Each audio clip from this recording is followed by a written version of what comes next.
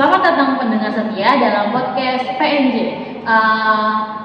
Dalam podcast spesial kami hari ini yang akan membahas arah dan sasaran sistem pendidikan nasional. Saya Sela Syuhid Sani dan selaku moderator, dan saya sangat senang bisa memperkenalkan Anda pada anggota kelompok 3 kami yang sangat kece-kece nih. Mari kita mulai dengan pengantar singkat dari masing-masing anggota. Oke, halo semuanya, nama saya Ismi Nur Fatia, dan saya percaya bahwa pendidikan adalah kunci untuk membangun masa depan yang lebih cerah bagi negara kita. Jadi saya fokus pada inklusi dalam pendidikan. Halo semuanya, saya Sabrina Syahda dan saya sangat tertarik pada bagaimana kurikulum pendidikan kita bisa disesuaikan dengan tuntutan zaman.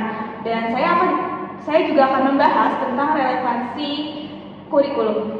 Halo semuanya, saya Saskia Ayu dan saya bersemangat untuk membicarakan kesenjangan akses pendidikan dan bagaimana kita bisa mengatasinya. Halo semuanya, saya Josephine Larasati dan saya akan berbicara tentang pentingnya kesetaraan akses dalam sistem pendidikan nasional. Wah, keren banget nih. Terima kasih kepada anggota kelompok 3. Sekarang mari kita mulai dengan pembahasan kita. Pertama-tama mari kita bicarakan tentang kesenjangan akses pendidikan. Nah, Saskia mungkin bisa memulai dengan memberikan pemahaman tentang masalah ini. Tentu Sheila, kesimpangsiuran akses pendidikan masih menjadi masalah besar di negara kita. Masih ada banyak daerah yang tidak terjangkau oleh pendidikan berkualitas, dan ini menciptakan ketidaksetaraan yang mendalam antara siswa dari daerah perkotaan dan pedesaan. Nah, aku juga setuju nih. Sekarang Josephine, gimana sih kita menyelesaikan masalah ini? Nah, menurut saya langkah pertama adalah memastikan bahwa setiap anak memiliki akses yang sama terhadap pendidikan berkualitas.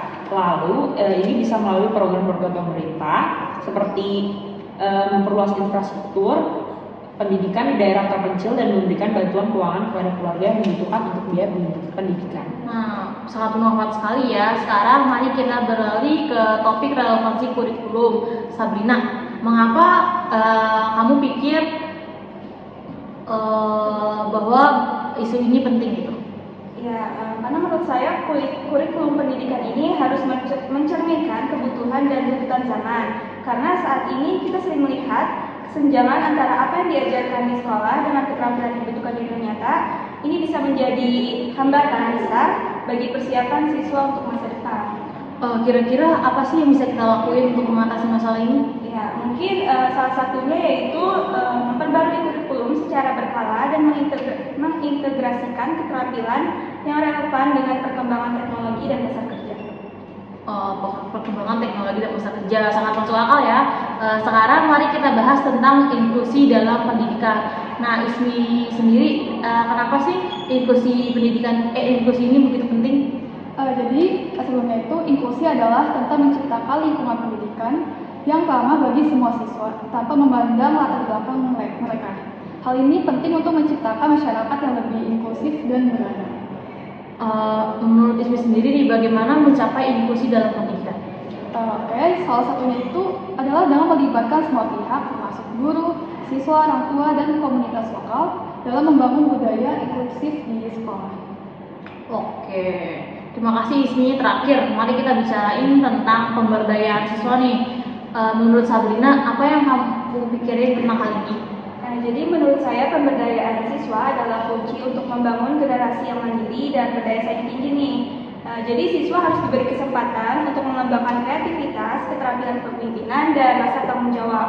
Gimana sih kita bisa mewujudkan pemberdayaan siswa dalam sistem pendidikan kita ini? Ya, untuk mewujudkan pemberdayaan siswa dalam sistem pendidikan kita ini, salah satunya adalah dengan memberikan ruang bagi siswa untuk berpartisipasi dalam pengambilan keputusan di sekolah dan mengadopsi pendekatan pembelajaran yang berpusat pada siswa.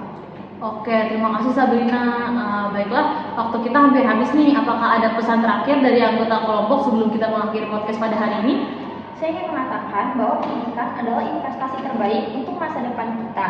Dan kita semua memiliki tanggung jawab untuk memastikan bahwa setiap anak mendapatkan akses yang sama terhadap pendidikan berkualitas.